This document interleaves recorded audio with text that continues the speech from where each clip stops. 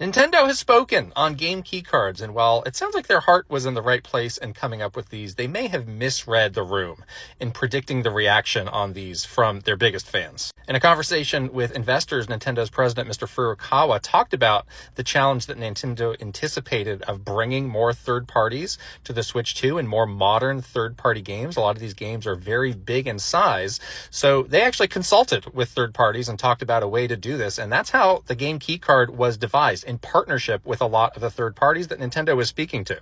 And on paper, game key cards, I guess, are a solution to this, but this really strikes me as Suits talking to Suits and coming up with a solution that fits their goals of making as much money as possible and not really understanding the feelings that fans have, that honestly a lot of game creators have, on the value of having their games on a physical cartridge. So I'm personally interested to see if going forward, more third-party games choose to put their games on a physical cartridge, like CD Projekt Red did with Cyberpunk, to great results. That game has been selling great. At this point, we don't really have access to a lot of that data of how these third-party games are selling and specifically what the impact of game key cards is. We just don't know that. So that's something we're going to have to follow and see in the future when games are announced. Are they on more game key cards, and are these being slowly phased out? Or are they just going to continue to be around there and this is just going to be a fact of life for the rest of the Switch 2 generation? It does kind of make me wonder if Nintendo knew that this was going to be an issue going into this whole generation. Maybe they should have looked closer